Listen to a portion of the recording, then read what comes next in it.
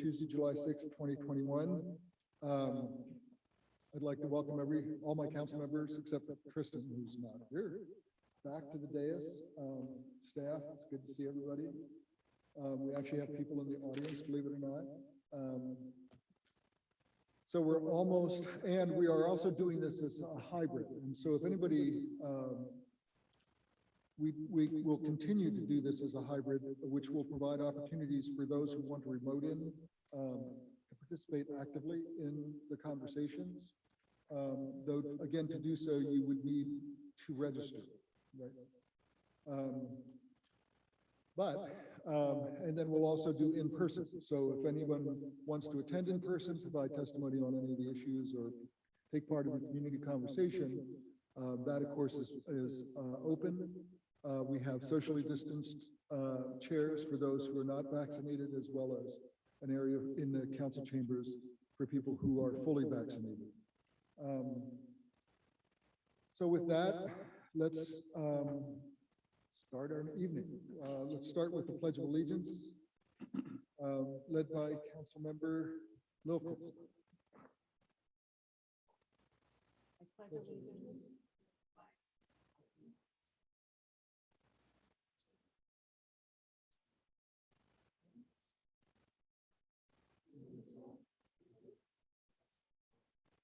Thank you. It's a lot easier doing that in person, I got to tell you, folks. Mr. Hobbs is in the audience. He was most helpful in encouraging us to continue to do the pledge during the time that we were Zooming. And so I appreciate that. I think it did make it was important, and it was a good thing for us to be able to accomplish. So thank you. With that, we'll do a roll call. Engel. Here. Goodlow. Here. Lilquist. Here. Miller. Here. Morgan. Here. Town. Here. We do need an excused absence for Councilmember Lamb. I so move. Second. We have a motion second for an excused absence for Councilmember Lamb. All those in favor? Aye. I too vote aye. That motion carries. I did not see any proclamations this week, nor awards of recognition. That would move us to I move approval of the agenda as presented. Second. We have a motion second to approve the agenda as presented. All those in favor? Aye. I too vote aye. That motion carries. Moves us to consent. I move approval of consent agenda as presented. Second. We have a motion second to approve the consent agenda as presented. All those in favor?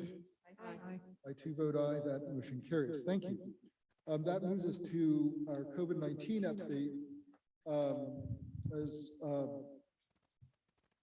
And this evening we have an update rather than Dr. Larson. We have Mackenzie from the Health Department. If you'd like to introduce yourself to council, perhaps give us a little bit about your role and then launch into whatever it is you'd like to tell us. Okay. Hello, I am Mackenzie Carter. I am with the Public Health Department as a project specialist for COVID-19 vaccination planning and outreach. My counterpart, Cameron Walker, is in a similar role. We started in June. As the position title says, our goals are to increase vaccination rates throughout the county and facilitate clinics and other ways to increase those rates. So for some data on vaccination rates currently, this is as of July 4th. In Kittitas County, 41.5% of people, the total population, are fully vaccinated, compared to 50.7% in Washington State. 52.7% of the population 16 and up have initiated the vaccine, compared to 67% in Washington. 51.2% of the population 12 and up has initiated vaccination, compared to 65.3% in the state, and 47.4% of the population 12 and up is fully vaccinated, compared to 59.5% in Washington. That's kind of where things are at the moment. Okay, great, thanks. Can I ask a question though? Do you know when children under 12 will be able to get vaccinated? So Pfizer is in the lead in terms of getting the emergency use authorization. They've proposed September or October for age 5 to 11, but that has not gone through official channels or been confirmed yet. Other questions? Good, thank you. You couldn't stay away. Good evening, Mayor, City Council, Mark Larson, Public Health. It's so nice to see everyone's faces. So I would not have missed this for anything. So this is all a result of the work the community has done. I mean, we are all sitting here able to be in public without masks because of how hard the community has worked. So we should all be proud of that for our community. A few extra things I'm going to add. So our numbers continue to go down, as you remember from talking about incident rate. So this whole last year, when we were working hard with schools to remain open, our incident rate was never below 200 cases per 100,000 for 14 days. So those school teachers, the kids, the parents did an excellent job of trying to keep schools open. And we had no in-school transmission of COVID-19. So it shows it can be done. The kids actually did a better job with masking than the adults, and certainly better than the parents did.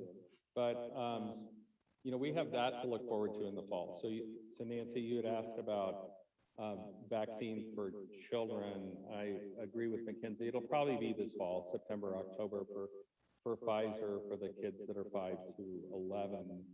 Moderna is just right behind that. The other issue that we're dealing with is, you know, everybody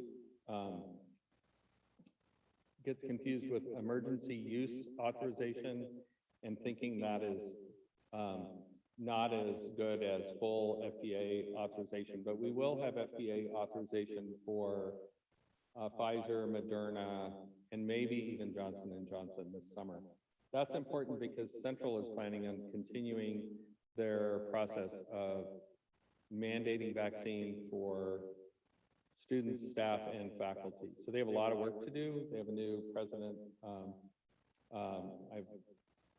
I'm getting some of this work taken away, but I have 5 hours a week with Central trying to help them get started in the fall. So we've got that going on. The other thing that we have going on is that you might want to know about is the Delta variant. So communities like ours that have low vaccination rates are at risk for Delta variant. And so currently all 3 vaccinations, Johnson & Johnson or Janssen, Moderna and Pfizer are all work for the Delta variant.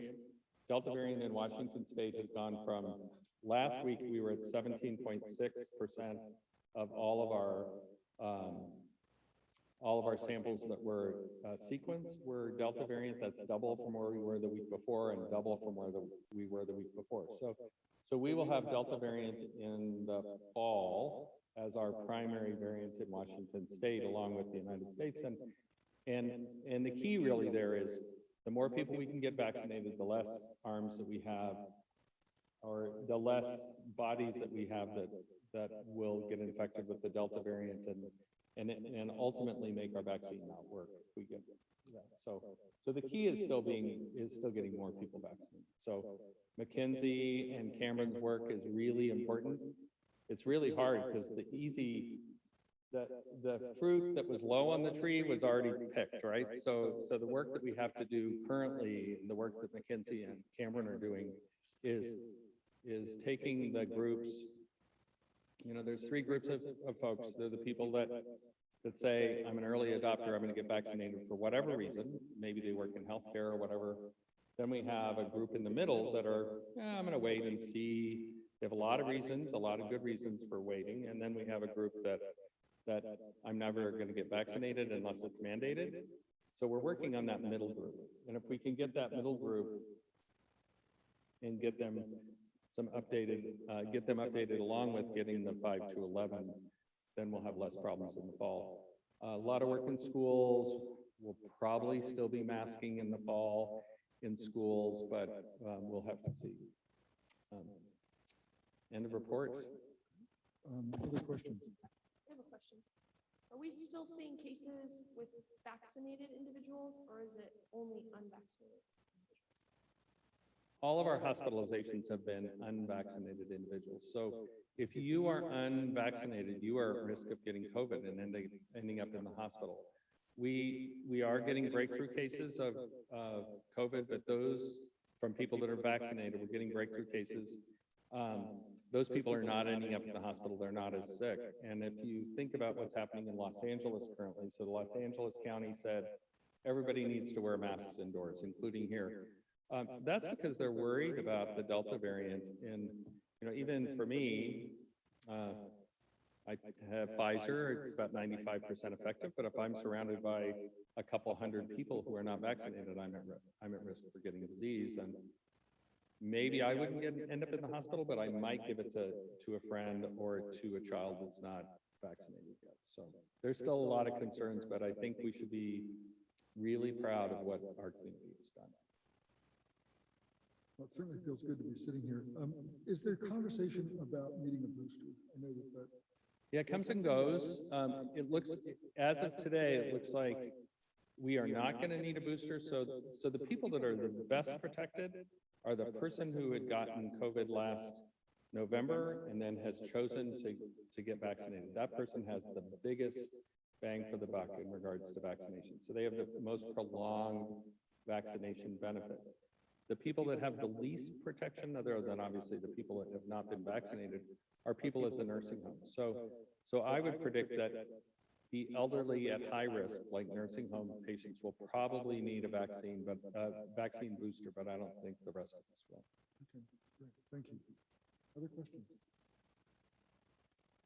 Again, I mean, I think it can't be said enough that without your efforts, we would not be here as a community. And we really recognize and acknowledge that and appreciate the work that you've put in to get us to where we are today. So thank you. Thanks. Takes a village with that.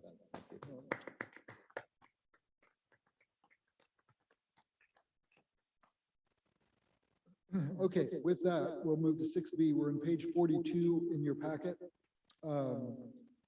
This is Ed Bracken's application for the Senior Advisory Committee. We had an opportunity, I think, to meet him at our last meeting. What do we got? Okay. So I would ask for a motion to confirm my appointment of Edward Bracken to the Senior Advisory Committee. I so move. Second. We have a motion second to affirm the mayor's appointment of Edward Bracken to the Senior Center Advisory Commission. Is there any further discussion? I might go down and take his Tai Chi course. Right, that would, yeah, I think they also do it at Morgan, on the playground or by the track. But anyway, we have motion second. All those in favor? Aye. I too vote aye. That motion carries. And again, we have one more. Still have a vacancy on the Senior Citizens Advisory Commission, and we also have. It looks like we still have 2 vacancies on the Parks and Rec Commission. So if anyone wants to jump in there, I'm ignoring the Building Appeals Board. Parks is usually pretty popular. Yeah, I was surprised that we Surprised. sustained that. I think it's the liaison. Well, we'll solve that soon. That's true, right? Yeah, that's why she gave me the opening and I jumped in. Say that. Thank you for doing that. Let's move down to citizen comment on non-agenda issues. This is an opportunity for members of the public to approach council over items that are not on the agenda, but over which council has purview. Does anyone wish to approach council on a non-agenda item? I'm seeing no one, and I also see no one in our on our call or Zoom or whatever we're calling this, remote. So we'll move on. Then we are now at 8A. This is page 46 in your packet. This is a rezone application. It is a closed record quasi-judicial hearing. I have a script that I will need to go through with questions that we're going to ask council to respond to. Again, this is a closed record quasi-judicial hearing in the matter of the rezone application submitted by Brandon and Sarah Bedsall. Purpose of this closed record hearing is for the city council to consider the pertinent facts, applicable law, and to make a final decision in the matter of the application to rezone two parcels, application number P21-049, submitted by Brandon and Sarah Bedsall as owners of that property. The closed record hearing to consider the application for rezoning two parcels submitted by the Bedsalls is now open. Ask your cooperation in the following. This is a closed record hearing. There has already been an open record hearing before the hearing examiner where evidence was submitted and testimony received. Under state law, there can only be one open public hearing allowed in this proceeding. This closed record hearing means that council bases its decision only on the record developed at the public hearing previously held before the hearing examiner. Only persons who had already participated in the open record hearing on this matter through written comment or oral testimony received by the hearing examiner can participate in this closed record hearing. Sarah Bedsall was the only person who testified before the hearing examiner, therefore is the only person who may offer comments or argument during this hearing if she so chooses. No new testimony or introduction of new materials or evidence is allowed. Comments or arguments must address only the record already established during the previous open record hearing before the hearing examiner and be directed to the issue of whether the hearing examiner's decision should or should not be adopted.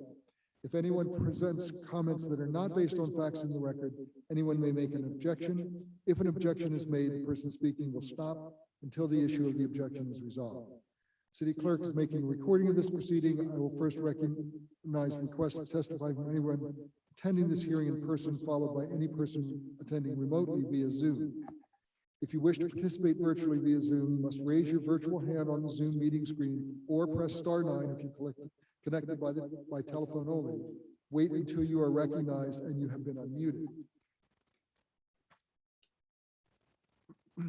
When you are invited to speak, begin by stating your name and address. Indicate whether you're speaking for yourself individually or as a spokesperson for a certain group or both. Speak slowly and clearly. Only one person will be allowed to speak at a time. Any questions of staff are to be directed through council. City council seeks to conduct this hearing in a manner that is fair and unbiased in both appearance and fact. Therefore, I would ask the council members the following question. Does any member of the council have an interest in this property or issue? No. Nor do I. Will any member of the council obtain any financial benefit or suffer a financial loss as a result of the outcome of this hearing? No. Nor I. Does any council member believe he or she cannot hear and consider this matter in a fair and objective manner? No. Nor I. Has any council member engaged in communication with opponents or proponents regarding this issue outside of the public hearing process? No. Nor have I. Is any council member employed by a party which has a direct or indirect interest in any property, the value of which will be affected by a decision in this matter? No. Nor I. Will any council member be employed by a party for which the potential employment may be a result of the decision in this matter? No. Nor I. Is any council member a member of or involved in such associations or organizations, whether formal or informal, which takes a position on this application? No. Nor I. Is any member of a council member's family or any person with which they have a social relationship, an advocate or witness who has provided oral or written testimony in this matter, or will provide oral or written testimony or argument in this matter? No. Nor I. Is there anyone present at this time who objects to my participation or any council member's participation in these proceedings on appearance of fairness grounds? Seeing no one, we can move then to conduct the hearing. Before we do hear from the audience, is there a staff report to be presented? Yes, there is a staff report. Good evening, Mayor and Council. Kirsten Sackett, Community Development Director. Our mayor has introduced the topic, but this is a closed record hearing, as he stated, to consider a site-specific rezone application submitted by property owners Brandon and Sarah Bedsall. And essentially, they are just simply seeking to rezone the property from residential suburban to residential low density I do have 3 exhibits that I'm going to show that are in your packets, and I'll share screen for a few, and then I'll take it back off. So what you're seeing here, first of all, is just the location, to give you some perspective. This is Willow Street and Seattle Avenue, and the property is right here in red off of Tamarack Lane. So essentially what they would like to do is short plat the property. Currently, there's a duplex on the property. They like to separate off, create one more parcel and be able to put another dwelling unit on there with a shop. But the current zoning density wouldn't allow for it, which is really the impetus of doing this. You're allowed 8 dwelling units per acre in the RL zone versus 6 dwelling units per acre in the RS. And when you do the math, they wouldn't be able to do that without a little bit of finagling here with short planning and rezoning. With the closed record hearing of this nature, our code requires that it first go to the hearing examiner in an open record public hearing. That public hearing was held before the hearing examiner on June 10th, 2021, and his recommendation was received 5 days later on June 15th and is attached to the report as Exhibit 1. And as already stated by the mayor during that hearing, Sarah Bedsall testified on behalf of her proposal, and we did not hear from anyone in the public. At the conclusion of the hearing, however, the hearing examiner did determine that the request was consistent with the city's comprehensive plan designation of blended residential neighborhood for the property and with the requirements of the city code, and he therefore recommended to city council approval of the rezone from RS to RL. I'm not going to read through every part of this packet, assuming you've read through much of it, but just in terms of zoning and comp plan designations, I'll show you a couple of items. Moving on to the next exhibit in your packet, 1B. This is just a zoning map. This shows you, this is the property right here. The yellow is residential low, and this is residential suburban and green. And so it's adjacent to residential low zoning. And then when we move to the next exhibit, the future land use map. Okay, let's see. That one should be much larger. This is just demonstrating that the parcel is designated as blended residential neighborhood, which does accommodate a range of building types. And it actually accommodates both the RS and the RL zoning district. And so I just wanted to share that. And I'm going to stop sharing for now. And if we need to bring it back later, we can do that. A few other comments. There are no critical areas on the site. We did conduct SEPA, which is required for all rezones. And a SEPA determination of non-significance was issued on May 17th, 2021. That's Exhibit 1G in your packet. We have all of the exhibits from the hearing examiner record in here as well. And then regarding the actual code criteria for considering a site-specific rezone, those are found in ECC 15-250-060C. And the 4 criteria are as follows. Number 1, that the conditions have changed since the imposition of the zoning classification on the property. 2, the proposed rezone bears a substantial relationship to the public health, safety, morals, and general welfare. 3, the proposed rezone is consistent with the comprehensive plan. 4, the proposed rezone to a particular zoning district shall be consistent with the development standards in the land development code for the zoning district. Now, the applicant did turn a narrative describing how they felt they were consistent with all those. And in your packet, you also have a staff analysis that went before the hearing examiner. I'm not going to read through all those unless you request me to do that. But at the end of that hearing, he did find and agree with staff that it met those criteria. And so as stated before, they're seeking to rezone from residential suburban to residential low. And at this point, we are also asking that if the rezone application is approved by council, that we would also request that council proceed with the first reading of an ordinance to implement the rezone. And I will be available for questions. Thanks. So the applicant, Sarah Bedsall, is on the Zoom call. Do you have comments or arguments that you'd like to make at this time? Sufficient. So Ben, I'm seeing the hand raised.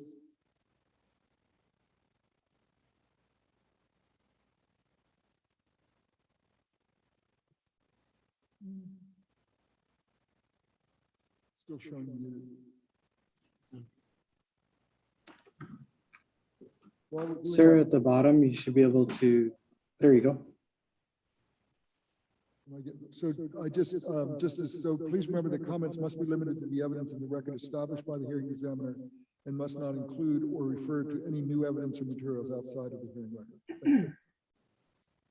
So, Can you Sarah, that's all. Yes, I don't have any new comments. I just wanted to be available for questions if council had it. Sorry. Oh, that's perfect. Thank you. Okay. Does staff have anything to add? Staff does not have anything to add, but as stated, available for questions. And I'm going to assume then that the applicant does not have anything to add, as she made it, she was indicated that she'd be available for questions if council has those. Since no other public comment beside the applicant is to be allowed, does the staff have anything to add? We just did that. Council, do you have any questions of the applicant or staff?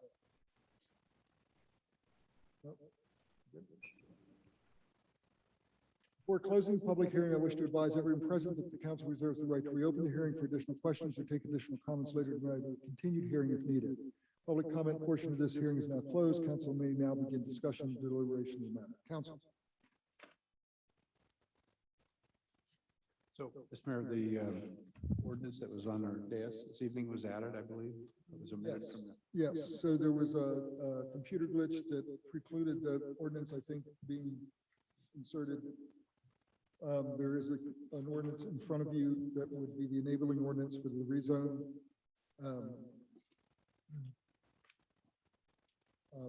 Go ahead. So I'll move rezone request P 21-049 from residential suburban to residential low density and adopt the hearing examiner's findings of fact, conclusions of law, and decision and conditions of approval. I second that. So we have a motion second to approve the rezone request P 21-049 from residential suburban to residential low density zoning and adopt the hearing examiner's findings of fact, conclusion of law, and decision and conditions of approval. Is there any further discussion? All those in favor? Aye. I too vote aye. That motion carries. That brings us then to conduct the first reading of the enabling ordinance. I'll move first reading of ordinance 4874. Second. So a motion second to conduct first reading of ordinance 4874, the enabling ordinance for the rezone. Is there any further discussion? All those in favor? Aye.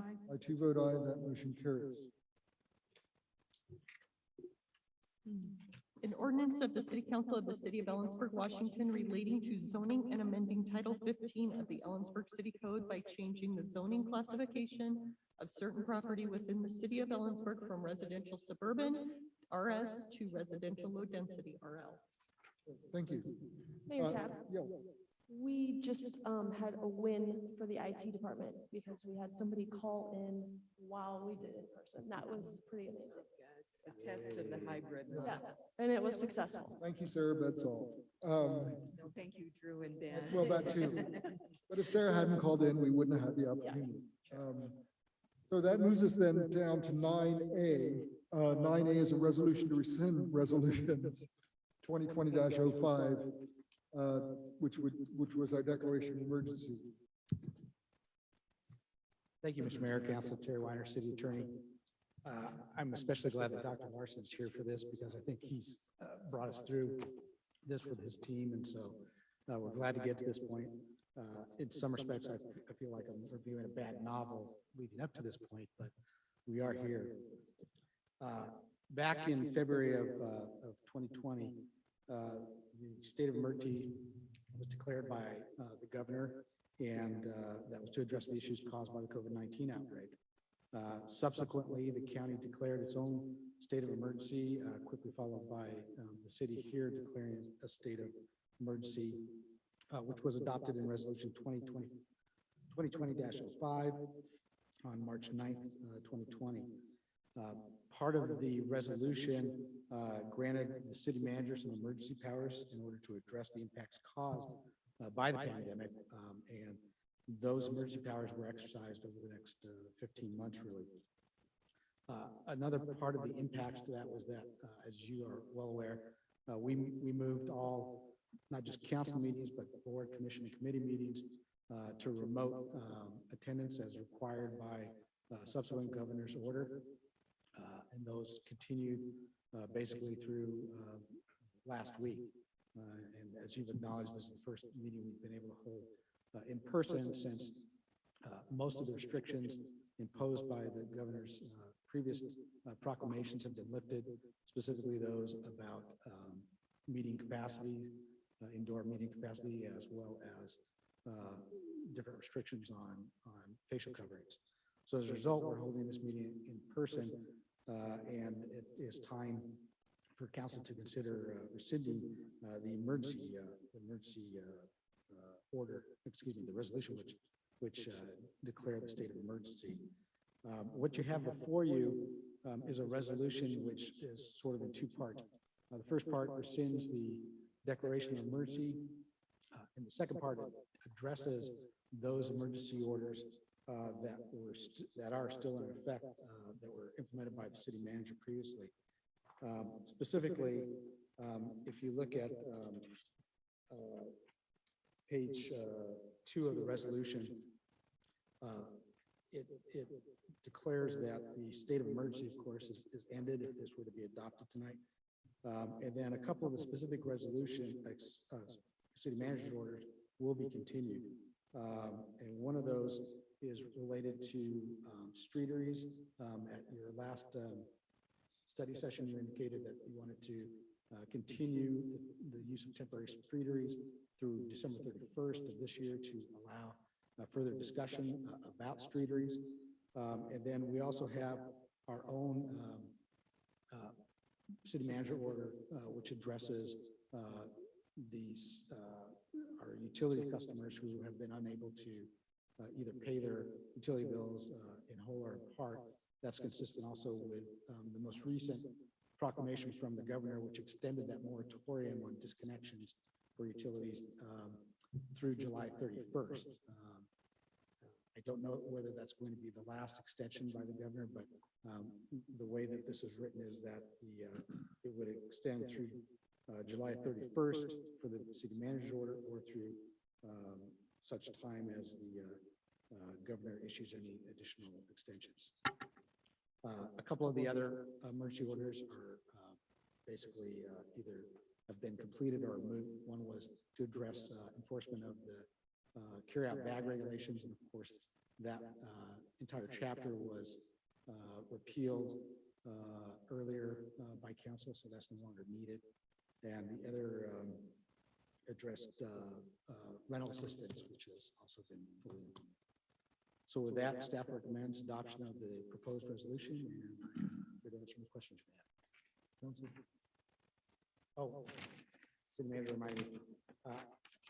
An important part of the resolution, I never got to mention, is that boards and commissions, committees will continue to meet as they are meeting right now, which is remotely.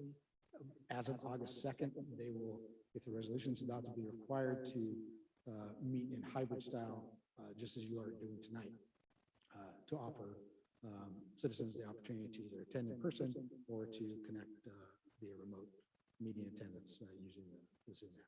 So we feel confident that we can make that happen, just as it appears to be working fairly well tonight. Council. I move that we rescind Resolution 2020-05, COVID-19 Declaration of Emergency. Second. Actually, let's, what we would be doing is adopting resolution 2021-20. Oh, I thought we had to rescind the one. This rescinds it. It's within the resolution. Okay, I move that we Approved. adopt. No, now I'm confused. Somebody else do it. I'll move I'm not that gonna do it we right. adopt resolution 2021-20, rescinding the previous resolution declaring the state of emergency for COVID-19. Second. So motion second to adopt resolution 2021-20. Rescinding the previous declaration of emergency. Questions? I do. I'm not finding I'm not finding the August 2nd Boards and Commission statement in the resolution. Did I miss it? Or help? It would be in section 6. Yeah, it doesn't say it. No, there was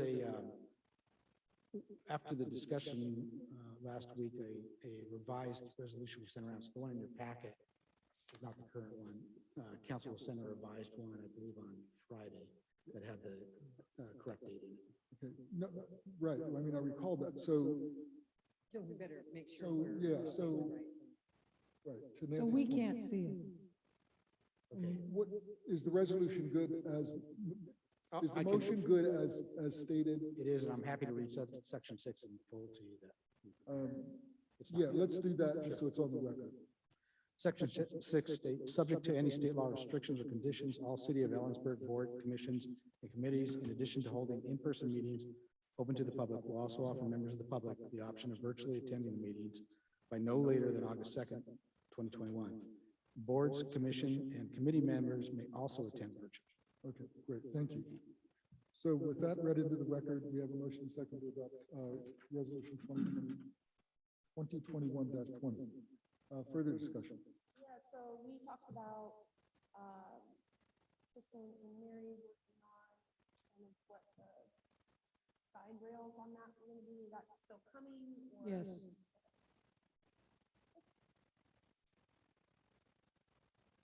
Okay, so we do have a motion second. Is there any further discussion? All those in favor? Aye. I too vote aye, that motion carries. Thank you, thank you. That brings us then to 10A. This is the Affordable Housing Commission's recommendation on city property.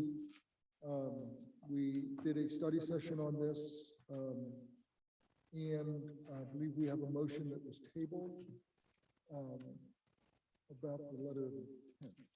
Is that I what it believe is? the motion was to table the item on the 2 study session.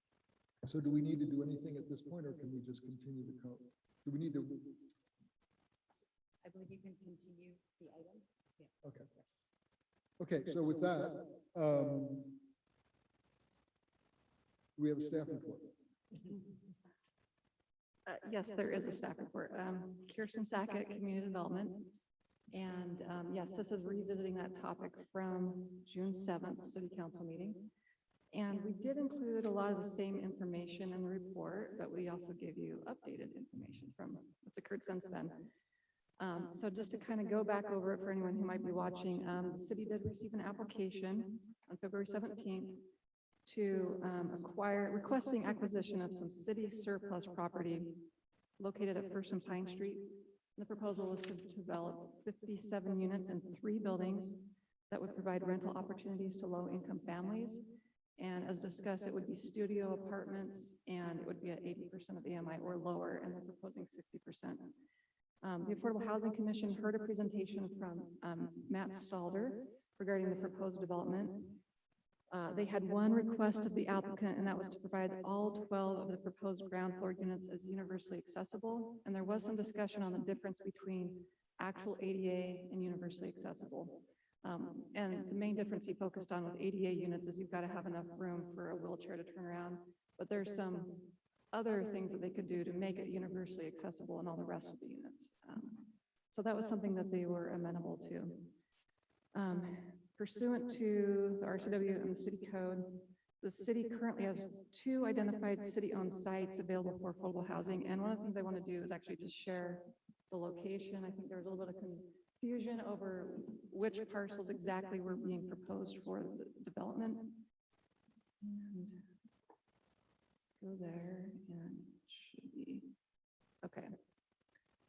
So the city owns all of the property here. This is 2nd Avenue, this is Pine. This is the parking lot at Hal Homes and the library to the north of it.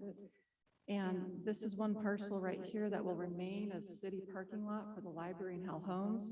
And then there's actually 2 parcels right here in Redden. So the red area is what is being proposed for the location of the affordable housing units. So the application from Stalder is requesting contribution of these 2 city surplus properties The entire half block of all three parcels is 0.83 acres, and this area, these two parcels is about half an acre. So on June 7th, council did receive the information, received the recommendation from the commission to support this property contribution, and there was discussion that led to being tabled and then going forward into a study session, which we held on June 28th.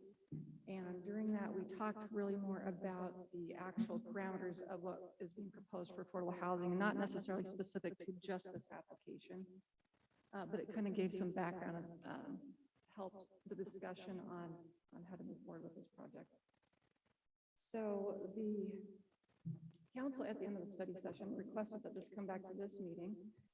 And so consistent with the RCW, just kind of going back to what the requirements are, transfer, lease, disposal of public property for affordable housing surplus property allocated to projects that create new affordable housing in Ellensburg, and eligible uses of the property include affordable housing that serves residents earning 80% or less of the area median income.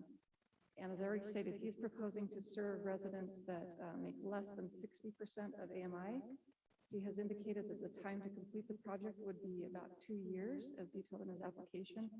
And then of interest, he is not pursuing or requesting any funds from the Affordable Housing Sales Tax Fund. Rather, he's going to be pursuing or applying for Section 221 funds from HUD. So he does have to apply and get approved for that. So the Affordable Housing Commission is recommending awarding the city surplus property to the project. And if approved, the city staff would coordinate with legal counsel to develop an actual contract. So if you were to move forward with the potential award letter today, it's just very contingent upon meeting certain parameters. This is an opportunity to discuss if there are going to be parameters set on this project. And just finally, one thing to note is the financial impact is just to note that the subject property was valued at $158,188.72 in November 2019. So at this point, that's kind of just to bring you up to date with the discussion so far, and then let you discuss, and if you have questions for staff or myself or legal counsel, we're here to help with that. Thank you. I'd also note that the applicant is in here this evening, so I don't, Matt, did you want to introduce yourself and speak, make a statement?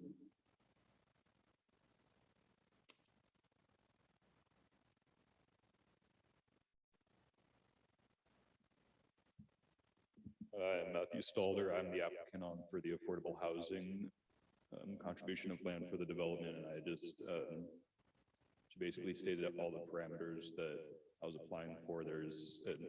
We already have near zero vacancy, but the majority of those vacancies are, or the need is for the 1 bedrooms and studios, which is why I sent the proposal as all studios, and I did the building layout and the height and the parking and all that just to maximize the parcel, just to get the maximum use out of that. So basically at this point, I was just wondering if you had any specific questions for me.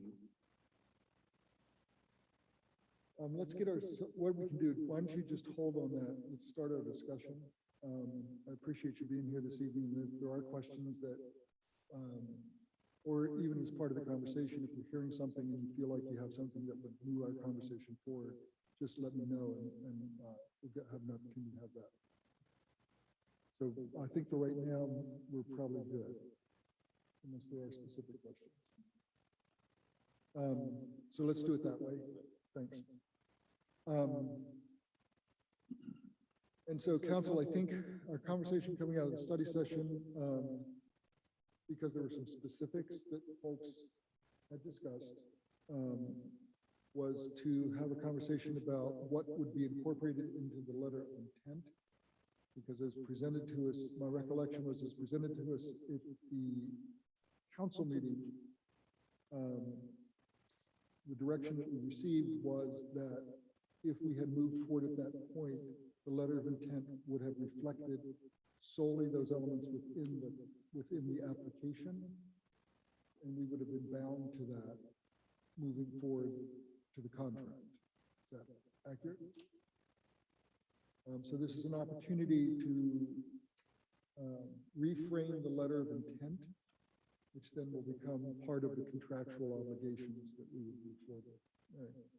I have a question of staff. Can you please, for me, explain the difference between, I think you called it universal accessibility and, That might be a question better answered by the applicant. I'm not as familiar with the building code, but he had explained to us during the Affordable Housing Commission meeting that universally accessible would be providing other amenities not related to the wheelchair turnaround.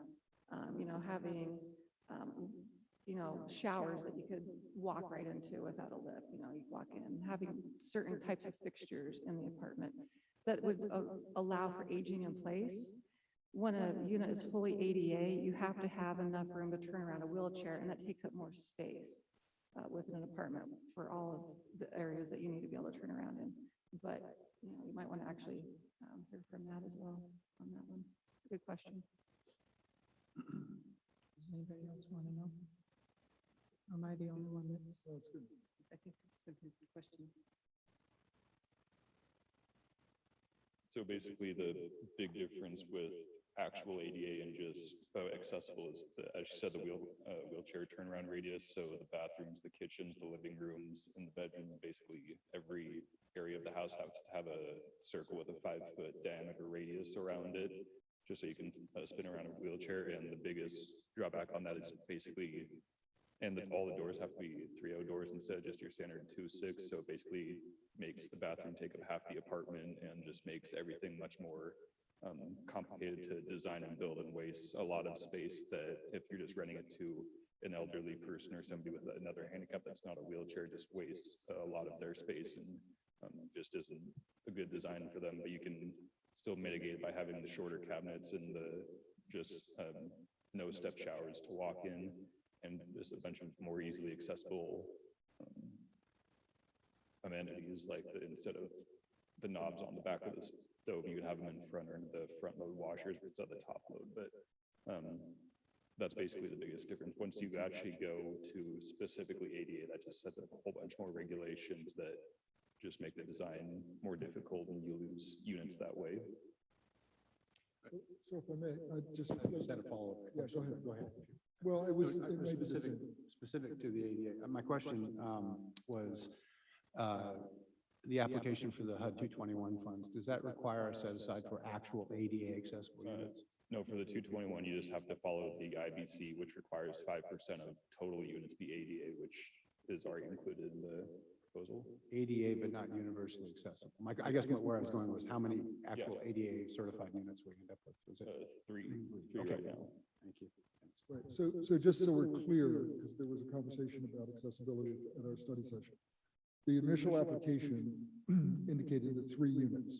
Yeah, 3 units wheelchair accessible. And then in the course of the conversation with Affordable Housing Commission, you'd indicated that you would be open, and it was possible to do the 3 ADA units, then in addition, have the rest of the ground floor units universally accessible. Is that accurate? Yeah, with the design I have now, we can just put the appliances and the cabinets. Yeah, and all that because other you're stuff. lowering counters. And Yeah, that's all doable. Okay, so what is proposed, what we're, with the Affordable Housing Commission was 3 ADA plus 9, because there'd be 12 on the ground floor, accessible, and that's just ground floor. So the remaining floors are norm. Yeah, they're the standard units. Standard. Okay. And to Mary's observation, they're walk-ups, right? No elevator. Yeah, I'm having some discomfort with the idea that we have 4 floors of walk-ups. I'm kind of wondering why we're allowing that. But Well, that's part of our discussion.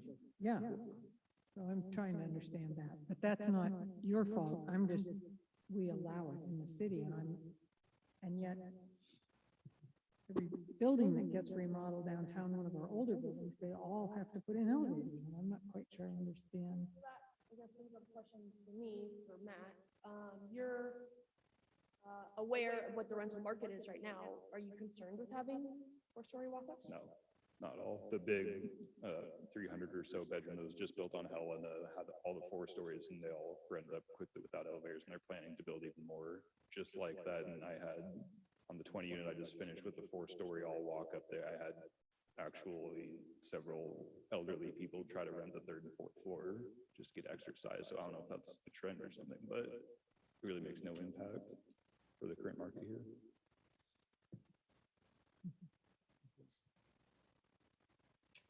Thanks. Other questions? I do have a question, Matt.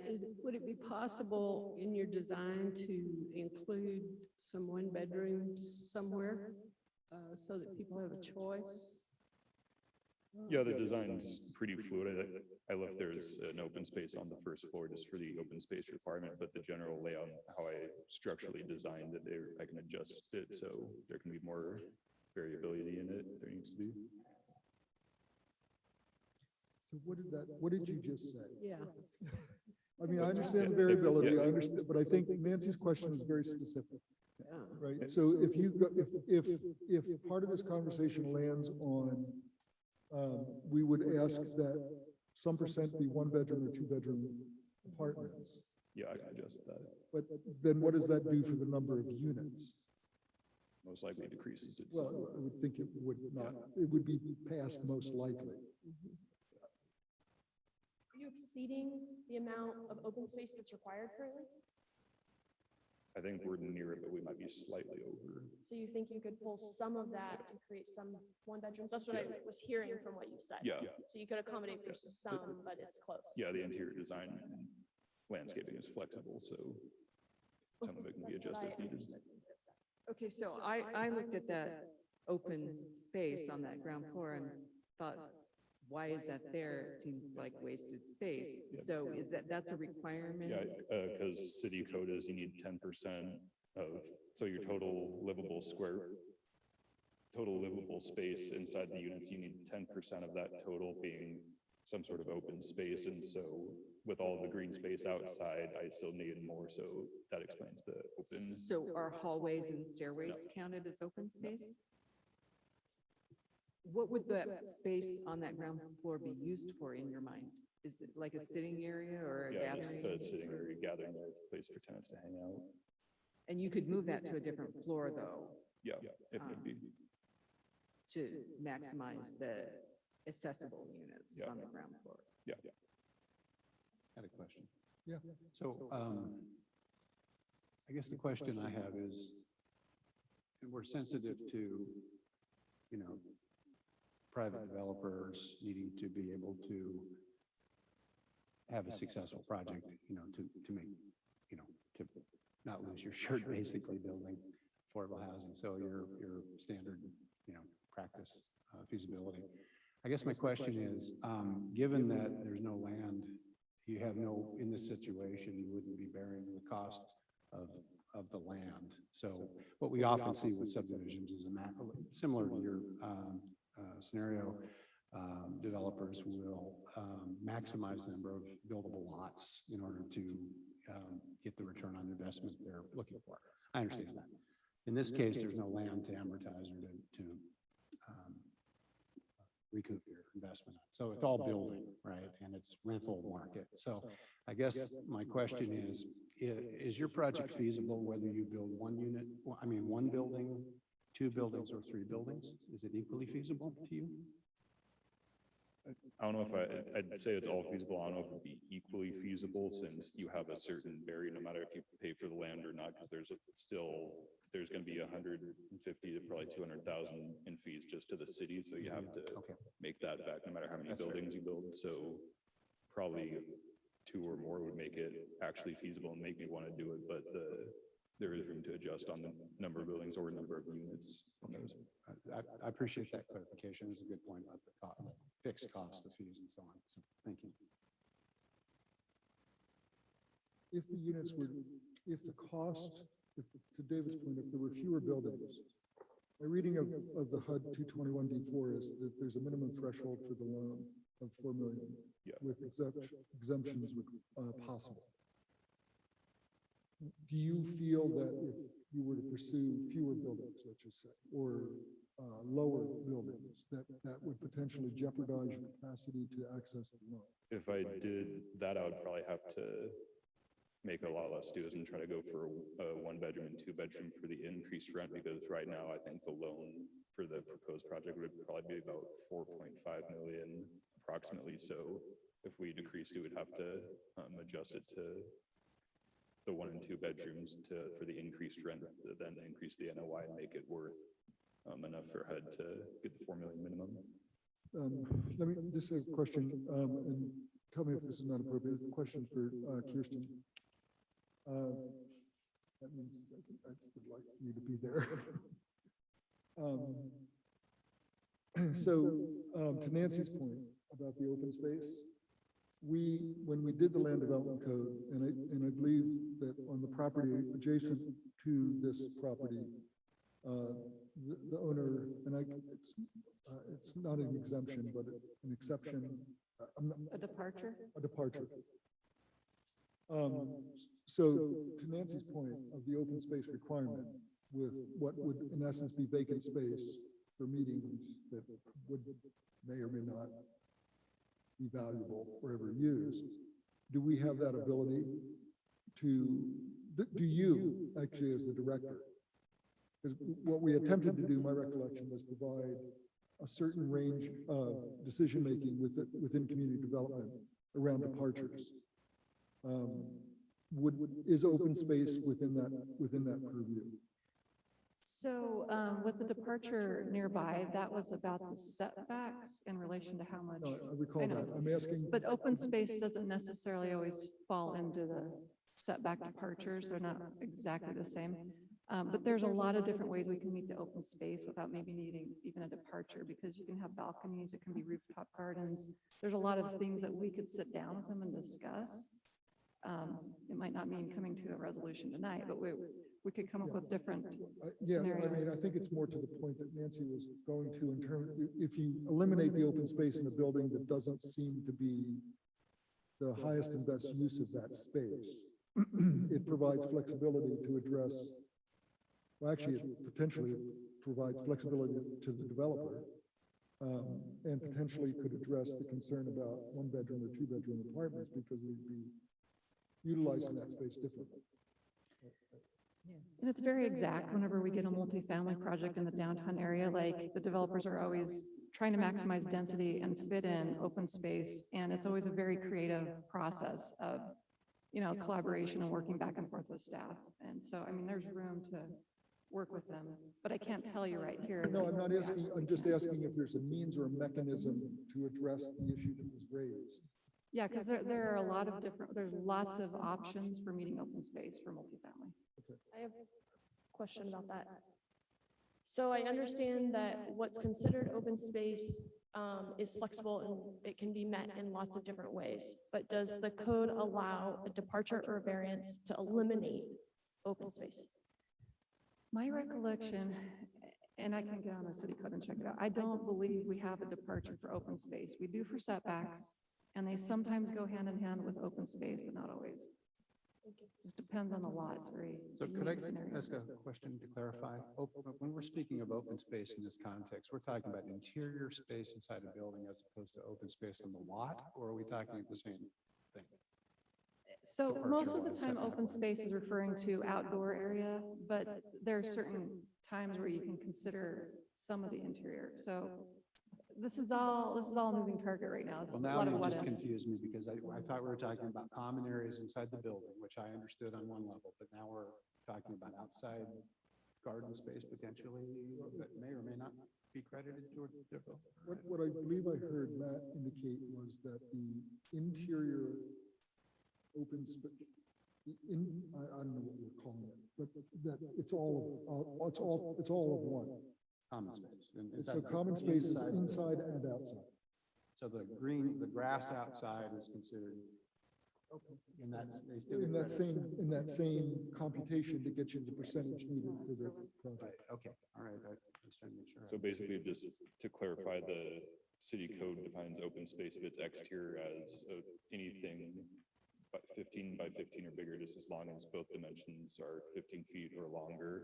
And it can't be just like rocky cobble. If it's around a power thing, that wouldn't qualify. It has to be grass or actual open space like that. And then on the interior, it's basically any pedestrian gathering place that's not a hallway or a lobby. So basically, anything that meets those two criteria can be open space, interior, exterior. Thank you. Other questions of staff or the developer, Matt? And I guess I'm not necessarily opposed to that, the layout that you provided with that open area. I mean, I guess there may be value in providing each building with some gathering space that's inside. I just didn't understand what that blank space was on the diagrams because it's not labeled. So, It is blank space, but it it could be is- utilized differently. it definitely, yeah, or on a different floor, because I guess from my perspective, maximizing the accessible units on that first floor would be a higher priority than providing the gathering space on that first floor. Okay. Other questions, or do we want to try and?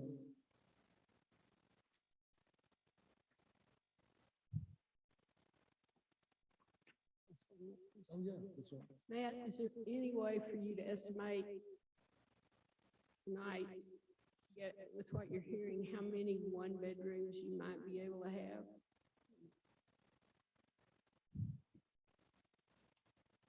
I mean, it depends on how I designed it. It might limit a few units, but I could probably maybe 10 to 20, but you would drop unit count that So, way. so if I may, just to address that, so you don't have to, the letter of intent, we're providing direction for the framing of the letter of intent tonight. The letter of intent will come back to us.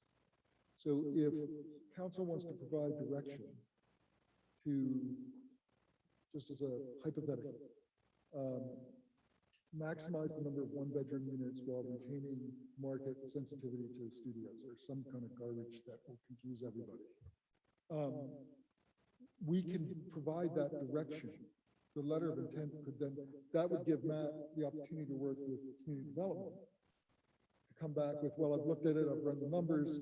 If I take out my open space, I can get blah. Right. Okay, so that the letter of intent then can come back to us with that incorporated. Recognizing that it would, through creative use of whatever, balconies, which are a cost, but, you know, a rooftop garden, or whatever it might be, to get to the open space requirement.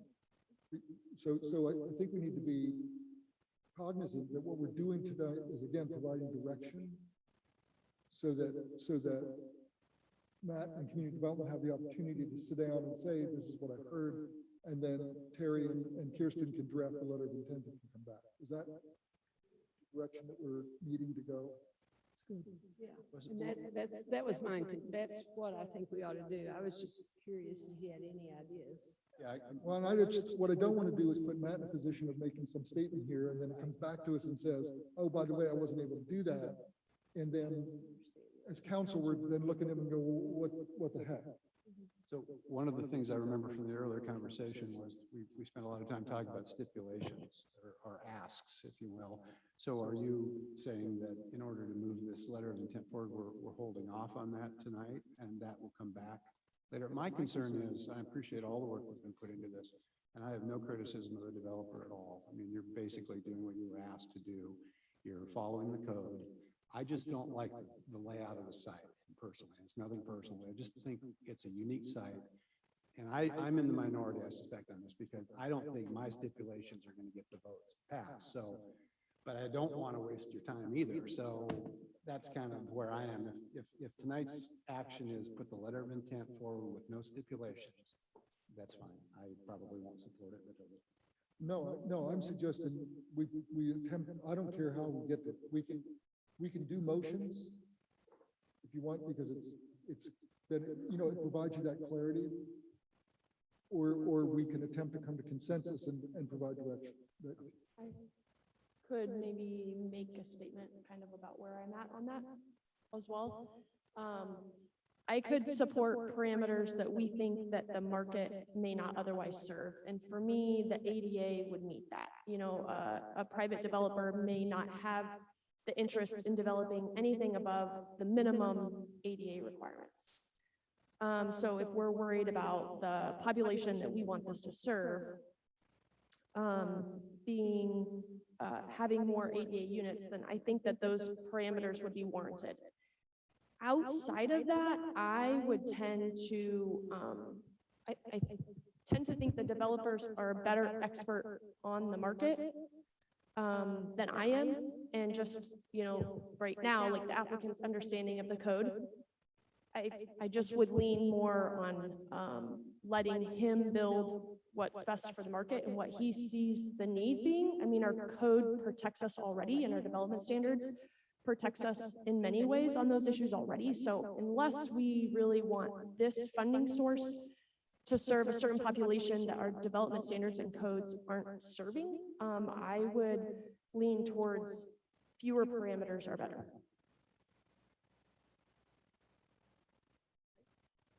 I appreciate your comments, Councilmember Engel. I think we have to focus on the needs of, affordable housing has to be a part of the discussion.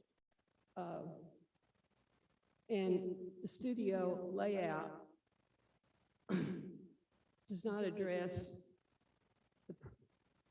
the two population groups that are the most cost burdened in the affordable housing situation in our community, and that is the seniors. I mean, seniors can rent the studios, but some seniors who need to be able to do that may not be able to negotiate the stairs and get up there, even though they may just not have the capacity to climb stairs. The other group that is very high in terms of cost burden are the small families with 1 or 2 kids. So I think, and I really, really appreciate, Matt, your willingness to go back and look at this. If the building would serve the affordable housing needs for the population groups better if it had an option of a 1-bedroom or even a 2, if that's even possible. I really like to, I'd like to see us have him examine that so that we can figure it out. I agree. So I'm just confused about the process. I don't see how, what the letter of intent covers. I don't see how we change the language in it. What we're talking about is changing the proposal layout that was provided, not the language of the letter. So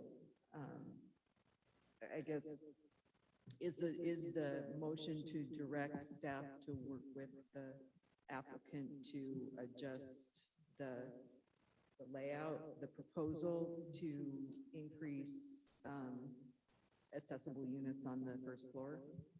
I thought I heard what the mayor speaking to his proposal would be to have the developer work with staff to determine, first of all, whether there could be some 1 or 2 bedroom units, and then depending on that outcome, those will be presented as a revised plan, not a detailed plan, obviously, and then that would also become a condition of the award letter.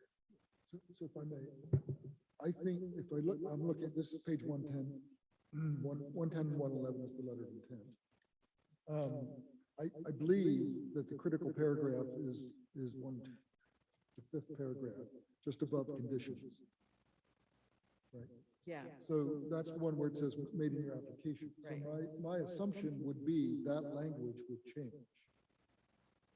So it would no longer refer specifically to the application, but maybe an addendum, an appendix A to this letter of intent, that because it's approved by community development in writing. So I think the letter of intent can end up reflecting whatever direction we choose and then the conditions would be those that are negotiated, or there may be, again, it may come back to us with options for conditions. You know, it may be that, you know, that Matt comes back and says, well, I can do one building as one bedroom and two bedroom, and the rest are studio, or whatever it might be. You know, or I mean, but, you know, or it could be, I just don't know, but it could come back with, you know, you have, you know, as city managers have to, it doesn't have to be an either or when it comes back to council. It could come back with, here are the range of pieces that the developer is comfortable with and it meets code. Right? And it could even reflect then, David, your stipulations, you know, like if you were concerned about height, let's just say, you know, it may be that Matt can look at it and say, well, I'm going to lose, if I take the height down, I'm going to lose that, you know, we'll lose 12 units. Yeah, I guess. But it may still pencil. Yeah, that was kind of one of the point by my question, and I guess, and I don't like the process, and I appreciate you doing, I mean, it is, process is what it is, and I appreciate you working with us. If I were in your position, I'd be pulling my hair out, because I think, how am I supposed to, you know, understand what 7 council members have in their head? So on the best day, that's going to be a tough choice. So to me, like I said, everything about this is sort of followed the very well prescribed boundaries and definitions and guidelines provided by the city of Ellensburg. What I'm saying is this site, this parcel, this is unique because we get, you know, if you had a piece of property and you were developing the exact same project as other multifamily projects have been developed in the community, the city doesn't have a lot of say beyond code what, you know, it will look like in terms of, you can build the code, et cetera. There's no, we don't really get to say, you know, that code, forget that. We'd prefer that you do this instead, you know, maybe you can ask, but this is a little different because this is a piece of city property that we'll get one shot at developing. And where I am is, I'm fully aware of what the code allows. I'm just saying this is a unique community asset, this parcel. And I'd like, at the end of the day, I'd like a project that creates a livable space for the people who are going to be there, and something that blends in with the community. And in my way of thinking, 3 buildings, 4 stories high, packed right together. It's about 75% of the site is hardscape by my rough estimate, and that would be sidewalks, driveways, parking, and building space. It just feels like, for the people who are going to be living in the buildings, it's not going to have much of a feel for community.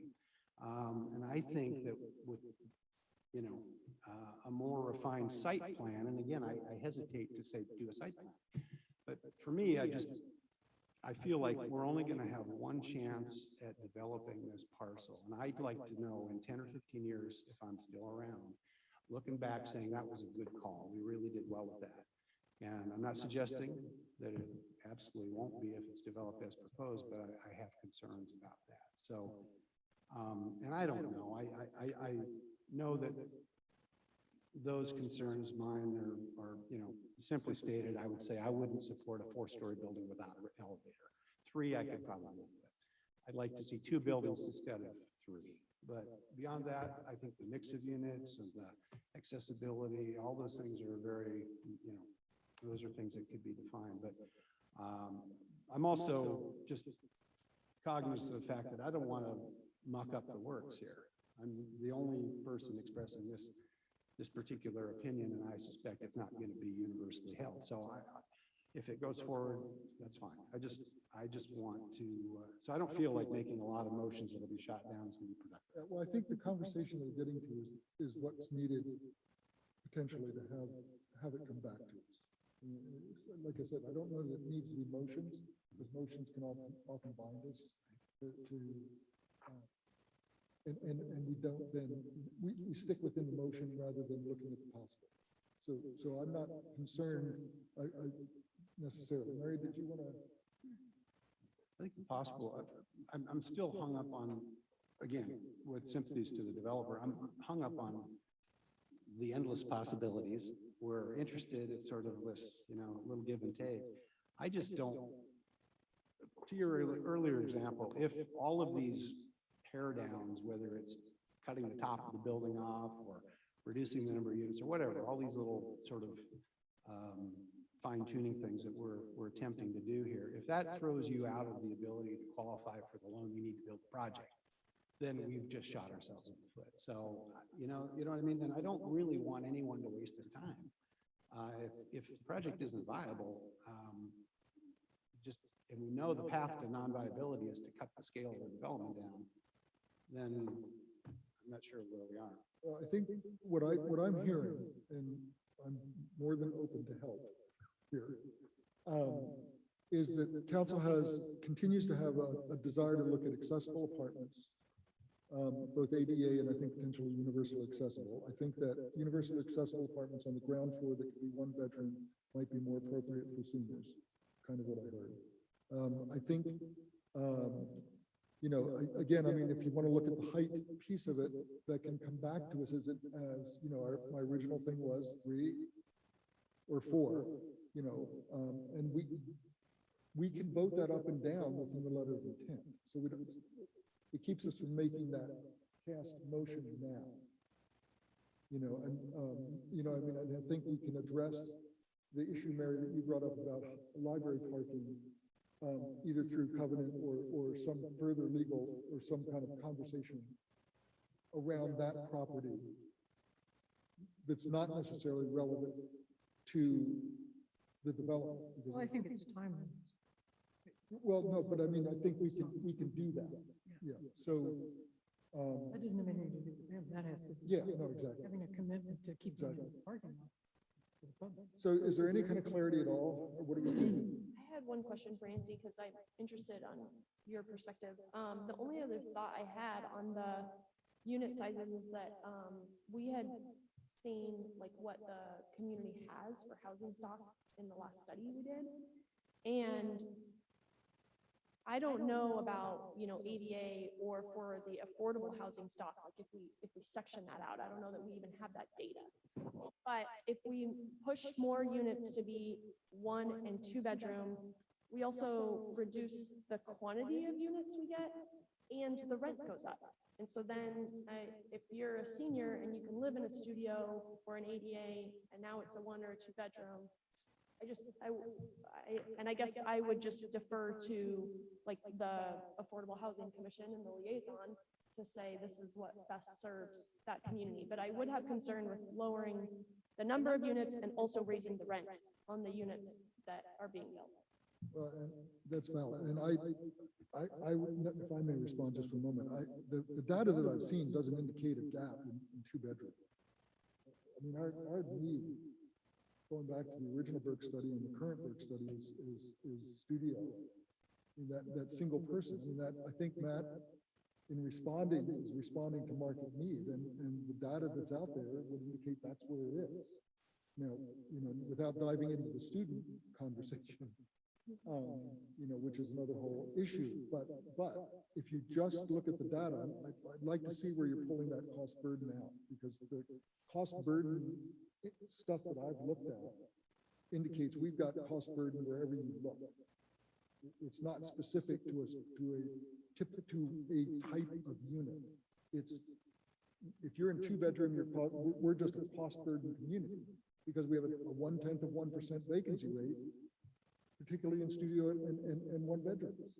And that's my concern, is if you're a cost burden household and you're looking for 2 bedrooms, is there something here you can rent? If you're a cost burden household and you're looking for a studio, is there something here you can rent? And that's I mean, I would go back to some of the data that Kirsten shared at our study session and that's coming in as the draft. I'm not clear that the data that we're looking at that's coming out of that supports the concern for that specific housing type. And I state that as a question because I don't have the answer to that. And I think it's a good. But to that point, I think in our last conversation, there was a statistic thrown out that said that we need to build a certain number of units every year just to keep up. And those are not just studio apartments, right? Those are everything from studios to single family standalone homes. Yeah, the gap is housing. Right, across, yes. Yeah, the gap is housing. Yeah, exactly. That's just simple. So is everybody confused enough to You can run out of here screaming that at any point you want. I mean, Can I respond to the comment you just made? I guess my concern is that the studio and the one bedrooms are part of that missing middle. And it seems reasonable to me to try to accommodate what we can with the opportunity that we have with Matt to develop the property. yeah, it's a large conversation. So, Mayor, I would offer, I think this conversation has given us a little bit to work with, and I think we could take this letter back to the applicant and work on some potential conditions. A couple of things I heard today were certainly sort of quantify some accessibility in a letter, and possibly explore some paring down options, if possible, of this site. And look for other options for a variety of units, and make sure we deal with the library parking. So I think for us to start that conversation with the applicant and explore those options as part of an award letter is sufficient. Is that, Council, be good? I can support that, Yeah, yes, and just to the library parking, I wanted to just verify, so when we adjusted that line, we did leave enough space for Yes. however many parking spaces we needed for the past expansion, but also for the future expansion. That was part of the conversation as we, try to determine where to shift that line to. Yeah, okay. Okay, I had one other comment too. quickly. At the last study session, Mayor, you expressed some concern that if we work on a letter that has language that just then doesn't pass a vote, doesn't it seem like the parameters should be more settled so that they're actually negotiating something that we're all in agreement with? I don't think we can come to agreement until we see the letter, honestly, at this point. I mean, I feel like that, because I think to my point about Nancy's question to Matt, can you do 2-bedroom? Can I? Yeah, sure. And so we do something that has nothing to do with his reality when he actually goes back and takes a look at his pro forma. And, I mean, because if, particularly even with the HUD, I mean, there's a maintenance reserve that's got to be pulled out if you're going for the HUD. I mean, there's a whole range of things there and a level of complexity that I don't think we can do here. But I think if you work through what you need for your funding, I'm pointing them out, and then we have that conversation internally, then I think we come back with a specificity that may have some options for us to select from.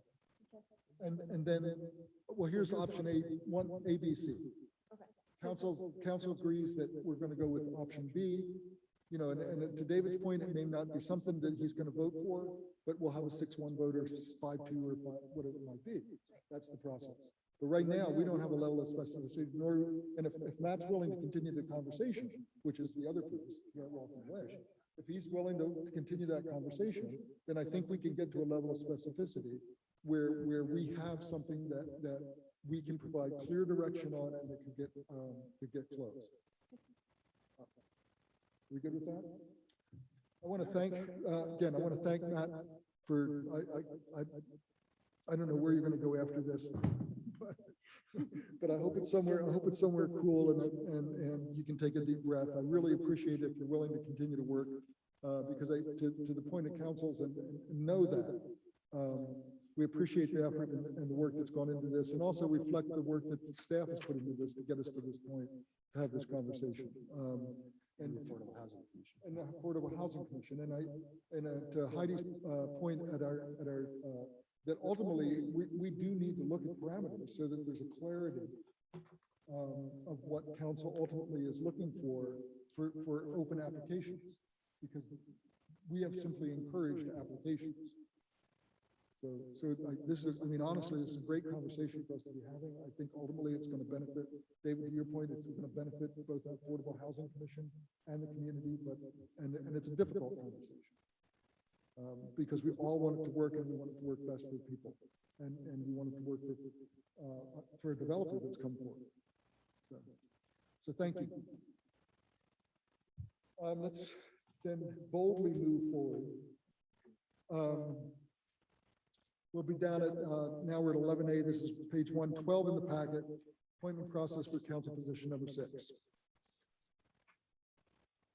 That's me. Good evening, Mayor and Council. This is Heidi Barron-Sternaway, your city manager.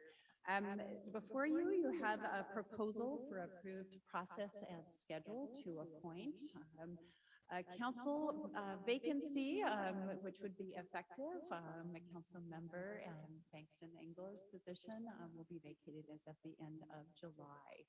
And so before you, typically the council has made an appointment in an open meeting, usually during a regular council meeting. So before you, you have a proposed announcement that includes some scheduling dates and a proposed very simple application we've put together that follows a similar pathway. The recommended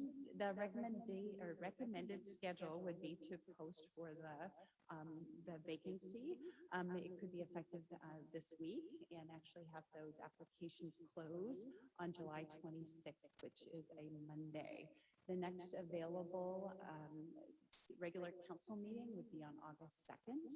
And you could actually do your interviews if you were going to interview everyone, all of your applicants during your regular council meeting. You could choose to go into executive session to discuss the application and appoint that evening, or you could appoint another night. The position is essentially would be appointed through the next available general election. So the person would, if they were running for the seat, would need to run in the November 2022 election for the unexpired term, which is through December 2023. Thanks, council. We just need direction. What do we do? So staff would recommend you approve the process that's proposed here and the timeline, and I'm here for questions. I so move. I have one question, actually. Sure. Second though, just to get it So, on. Thank you. So we have motion and second to approve the process and schedule as outlined in our agenda. Question.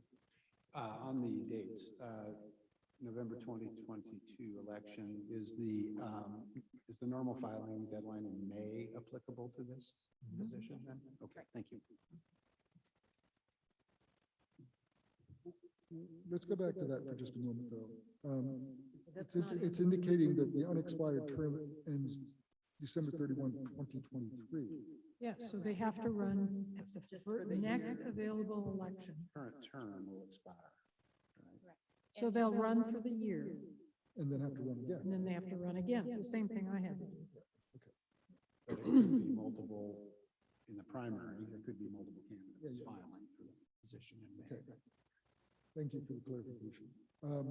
And then the only other piece that I would do, the August 2nd interviews, we have appointed at the end of interviews. We've also taken, I think, the 2-week interim to solicit. We have the option of doing that, if I may, that you would, which would support community input and feedback if we so chose. So, I mean, and again, that's, you know, but In the time I've been in here, we have always appointed at the meeting. We did the interviews. I know we've done that.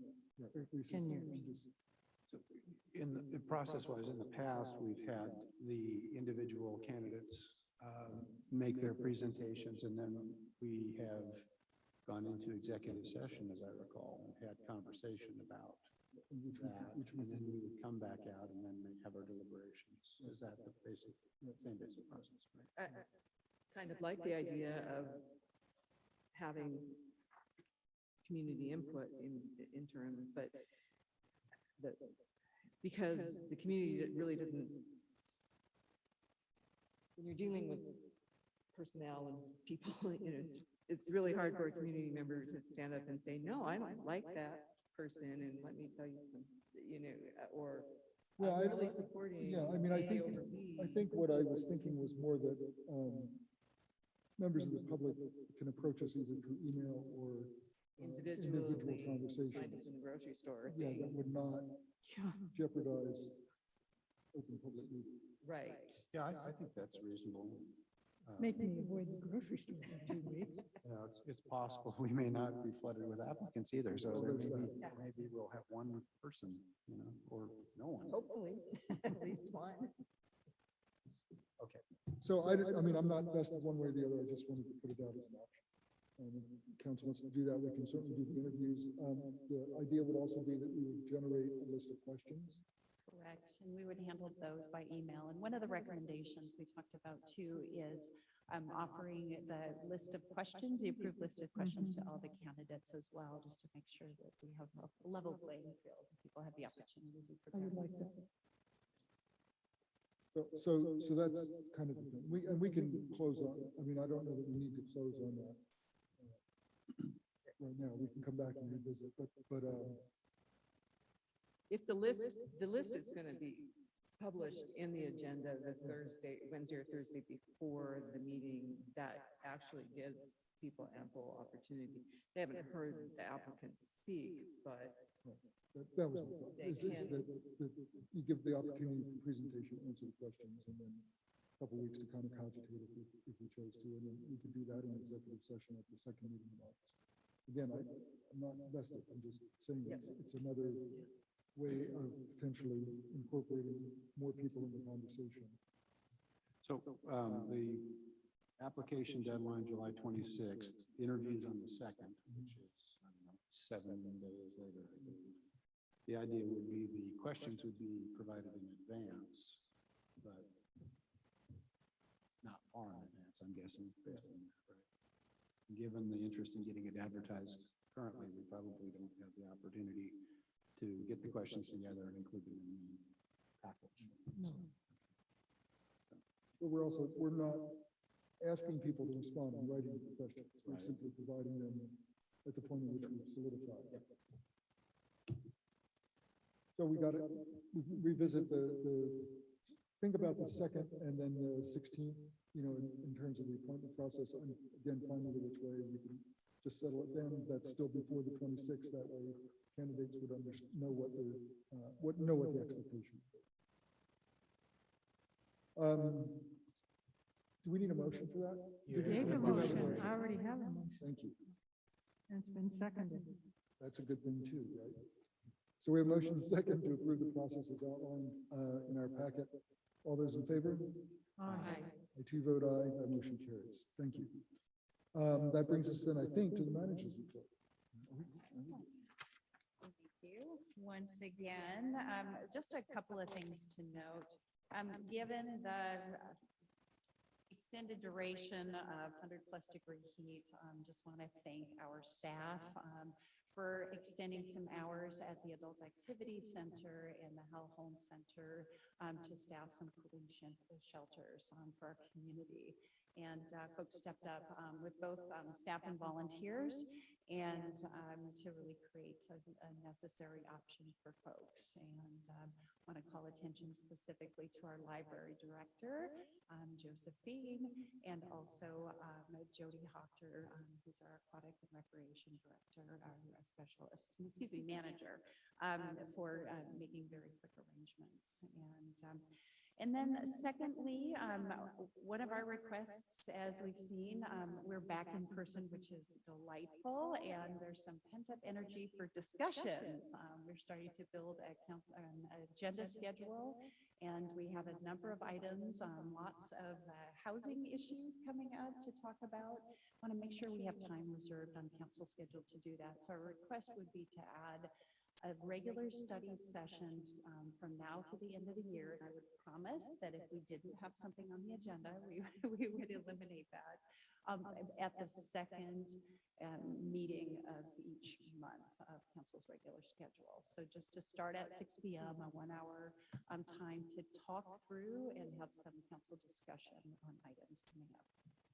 Would that include the second meeting in July? Yes, it would. We do have a housing action plan update that's ready for council and would really like some discussion opportunities. Okay. So council motion to set, well, we can have discussion there if you'd like. No, I'm not wanting a discussion, I'm just. Wish this didn't drag on. Okay, so entertain a motion to set regular 1 hour monthly study sessions prior to regular scheduled council meetings, beginning July, whatever that date is, through the end of the year. The 19th of July through the end of the year, with an understanding that such sessions shall not be held without appropriate and adequate content. So moved. Second. A motion second to set study 1 hour monthly study sessions from the next meeting, July 19th through the end of the year. All those, any further discussion?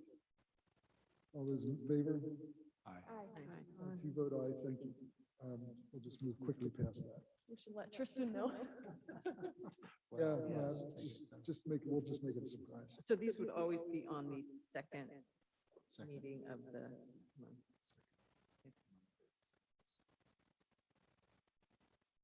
Okay. Let's do council member reports. We do have an executive session scheduled for 10 minutes, 15 minutes to consider collective bargaining sessions with employee organizations. Council member reports, Stacy. I have my meetings this week, so I don't have reports for the commissions. I did want to say that I am very excited and proud of the IT department, and I touched on that earlier, for making this hybrid thing work. I think it's huge for the community's accessibility to government, because during the pandemic, we noticed a completely different audience for our online meetings than we did previous, in the years prior at the in-person meetings, and I just think it's a big win for everyone. So I wanted to thank the IT department for making it happen, and I think it's a really great thing for the city. End of report. Nancy? Oh, okay. You're in charge. I am? Yes. Okay. Well, why don't you do yours first and I'll do mine last then? There you go. I just want to say the Yakima Basin Fish and Wildlife Recovery Board has an annual meeting in August, and I can't remember the date. But if anyone's interested, there's a tour that's involved of the lower Yakima River down in the Tri-Cities area. A demonstration of their new stargrass harvester machine and things like that, in addition to the business meeting later after lunch. But if anyone's interested, let me know and I will reserve a spot for you. That's all I have. Oh, okay. So I attended the County Homeless and Affordable Housing Committee meeting end of last month. And one of the items on the agenda, business items, was a scoring of a multifamily affordable housing project in Upper County. And it's, the numbers just gave me now, it's a fairly large project. I don't think it's as large as what we talked about tonight, but the units are essentially split between homeless or imminently homeless and just standard affordability. So that's encouraging in terms of the county-wide needs. So that's good. And one thing I was going to say for the mayor, and I mentioned just to the manager, I have, that meeting is currently, that committee meeting is held on the fourth Friday of the month at 10 a.m. And the times have moved over the 10 years that I've been on the committee, which is, but the problem I have, or the issue I have, is I now have a work-related conflict that partially overlaps with this. So I'm effectively missing about half of each of those meetings. And I think the committee deserves full representation from the city. So what I've mentioned to the manager, I'm going to need, ideally, I will not walk away from the committee. I don't think that's appropriate for any council member just to walk away because it's inconvenient. I will manage, I'll continue it as best I can, but I would like to look for an alternative, someone to swap with. Now, the conversation I had with the manager was the appropriate time to do that might be as we're trying to figure out how to manage the new vacant assignments for Councilmember Engel's seat. So I just put that out there. we'll just continue on. Also, last week I wandered by the Rotary Pavilion Park, and I happened to see the art installation. And I saw Monica Miller and the artists looking at the panels that just been held. So if you haven't had a chance to go down there and take a look at that, I think you should. It's really interesting. And it was great to talk to the artist too.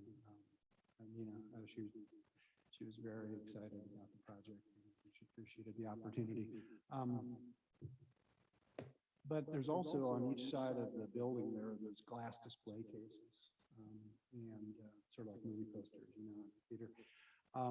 There's a really well-worded narrative in each one of those. It's the same. But I encourage everyone to read that, because I read that again. I walked by there today and I saw it and I looked at it again. And, people were asking us why we were concerned about this. We don't have to worry about these issues in our community or in our county. The narrative itself goes into some detail about some of the things that people have experienced in our community and in our county. So I just thought it was very well. It's the kind of thing that could be inscribed on the permanent marker, frankly. There's a lot there, but there's a section that really chronicles the kinds of things that we all need to be aware of. So I just mentioned that, and I appreciate that. I don't know if there's going to be an actual official unveiling, but the mayor comes and cuts the ribbon or something, but I think we should try to get something with the Arts Commission on that. So that's all. Thank you.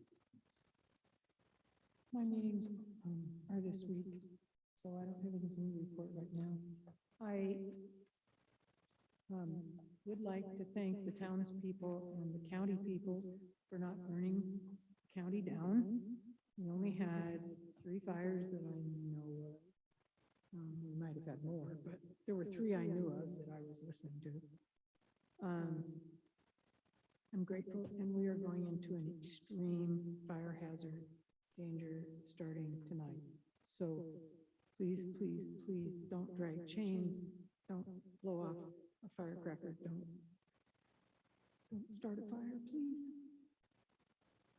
Thank you.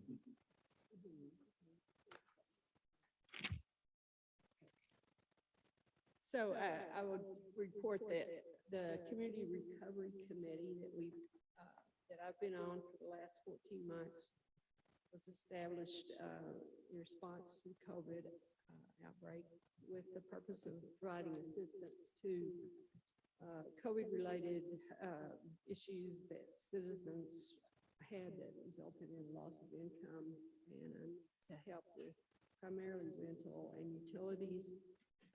But we also were more flexible in that. We funded a number of other needs that were brought to us. We are in the process of putting a final report together. We'll get that to the cities and to the county as soon as it's ready.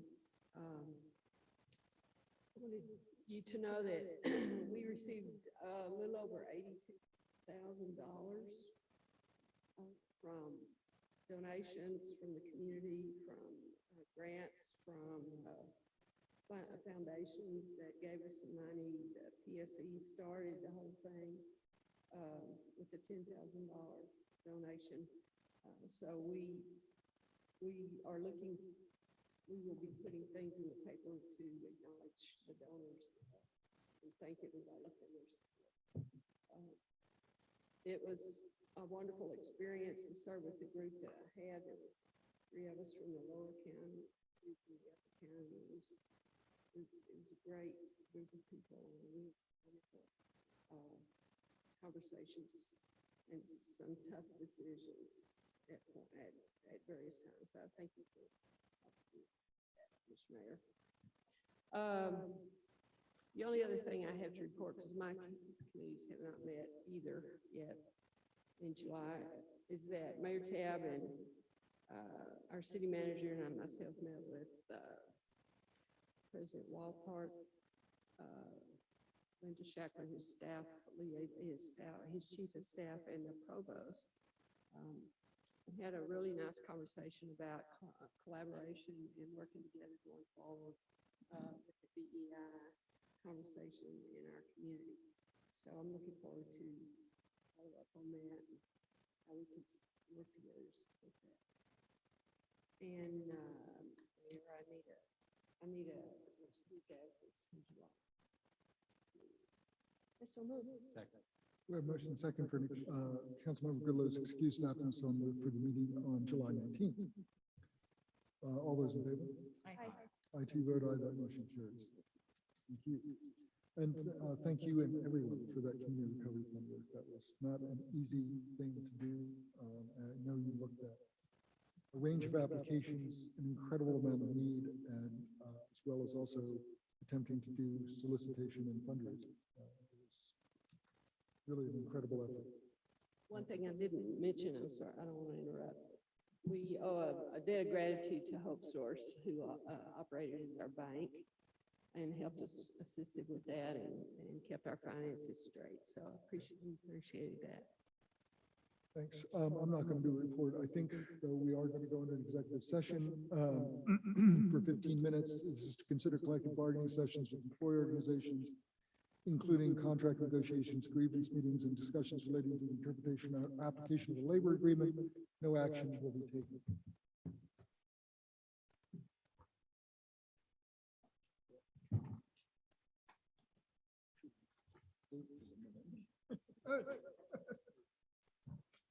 Oh, Lord.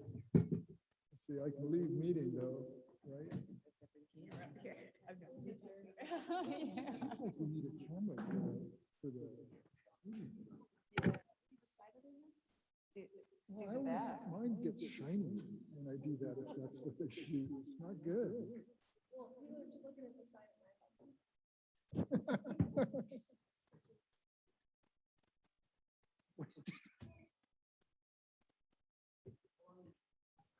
15.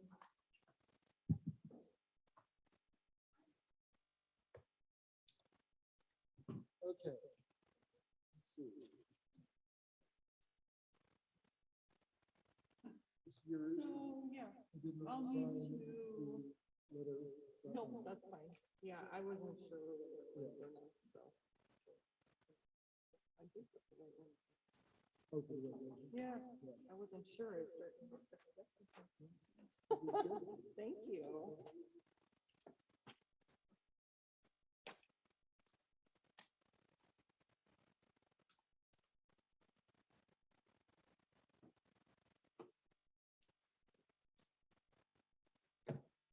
Oh, there's Lori, she'll come back. Lori will be coming back, yeah. So let's get this to her. All right. Perfect.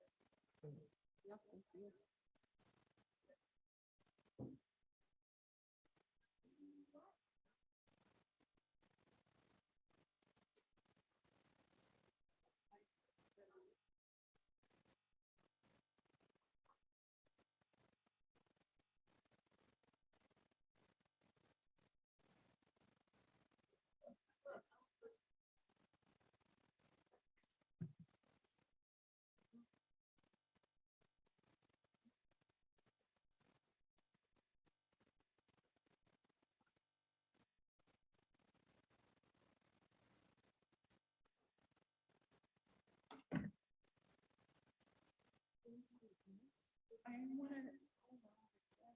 I want to sit at my desk for mail. I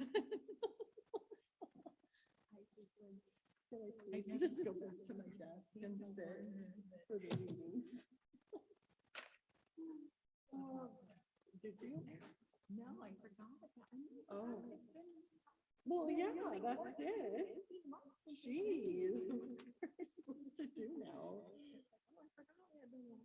Yeah, well, and I thought she did. It's like IT had something. She thought that in the second. Oh. They had only did one. Yeah, yeah, because I walked in and she was, or she had been standing out there and I thought she had just unlocked the door. Yeah, I know, all out of routine.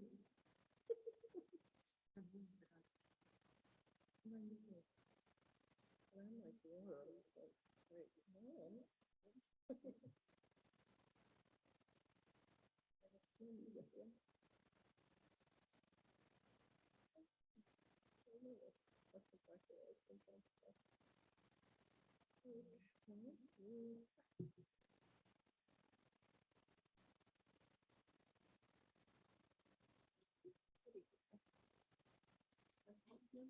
Sorry.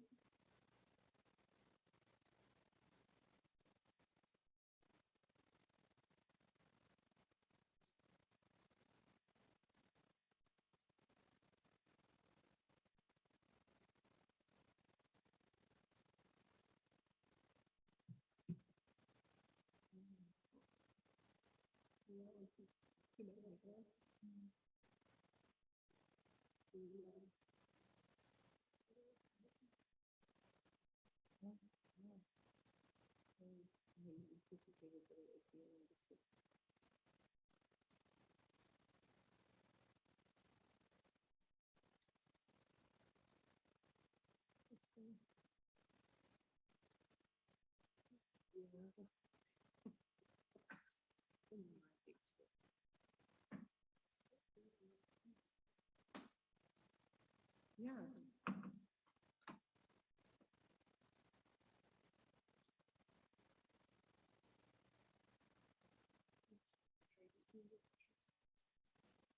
I know. My guys are sitting there. Yeah. We should have tried that before. Well, and I think, no, well, and I think Stacy traded. Look that one on the end. What is going on?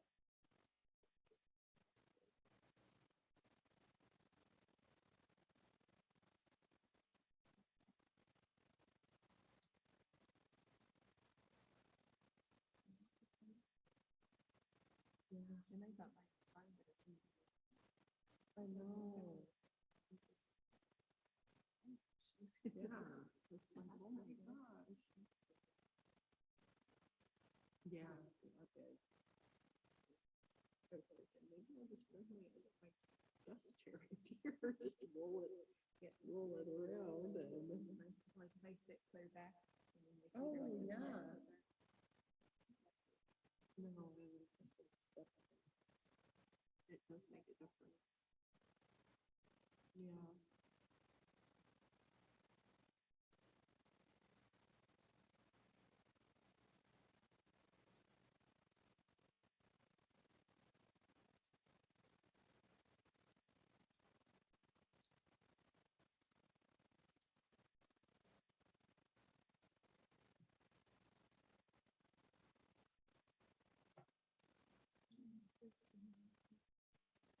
Is that what that was? I was wondering. He had left his phone charger and like the day he left. Oh.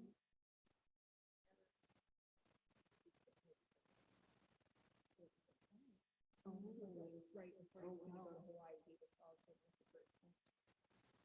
And I had him. Oh, kidding. Oh, convenient. Yeah, Right during the gee, good timing there, buddy. Oh. Like, oh, I'm on a new schedule now. Geez, how convenient. Yeah, Dustin turned his camera around and I'm like. Well, then Terry turned his camera off and came out. Yeah. But I didn't realize that's when he told Heidi, and Heidi said, "That's what we did here."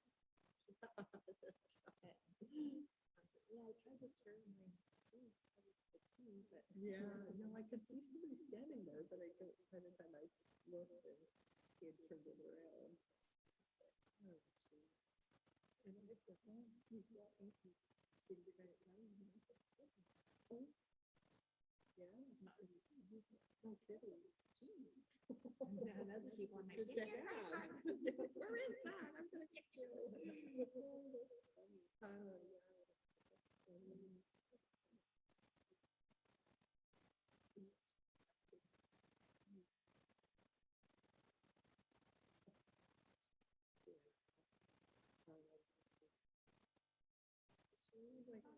Get your stuff back. Yeah, no kidding. That's official now. So they go to Italy for very long. Yeah, it was like a trip they had these scheduled like, oh. Yeah. No.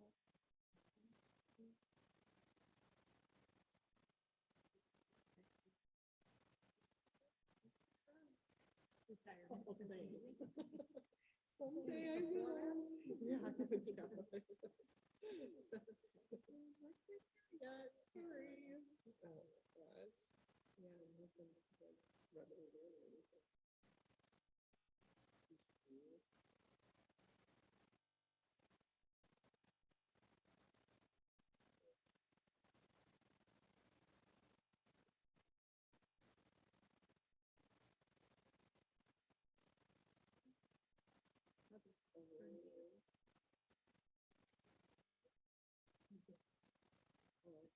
Assuming it's all.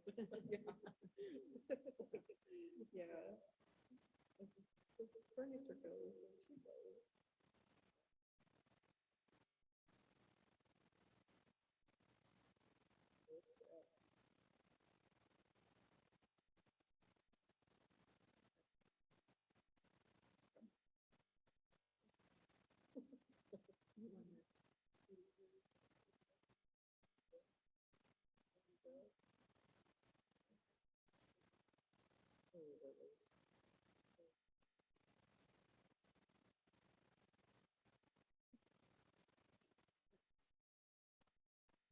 Yeah, I have. Get rid of both of them.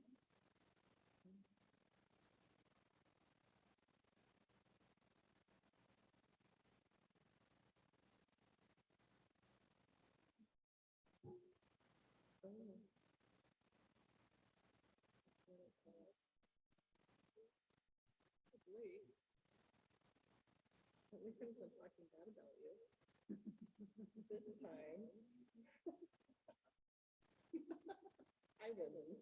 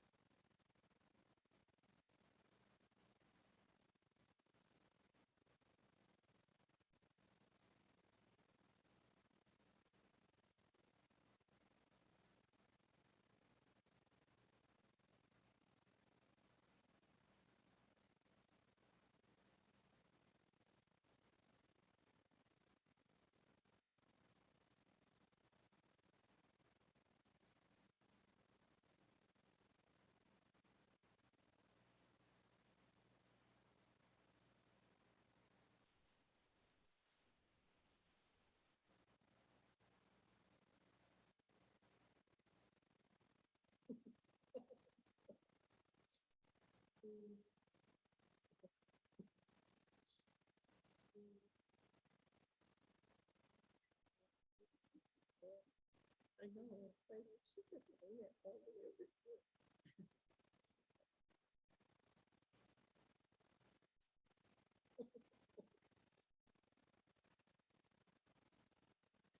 Much fun for them, I guess. It's exciting for us.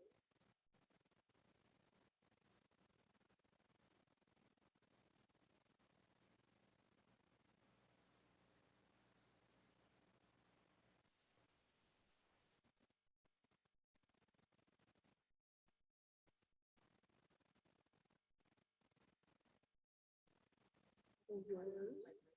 Oh, really?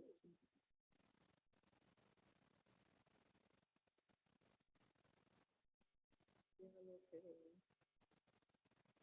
Yeah.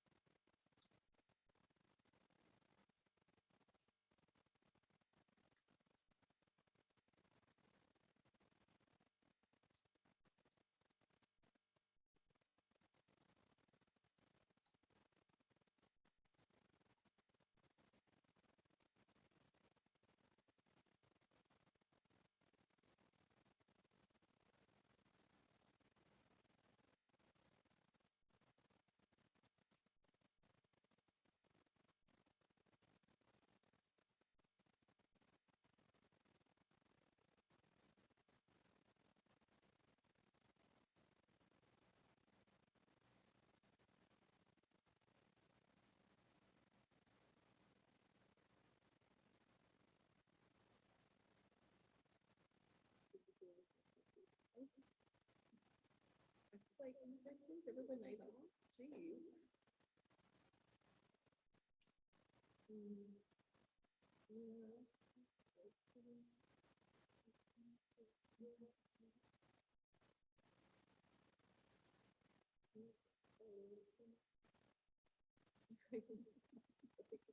Excited now, yeah.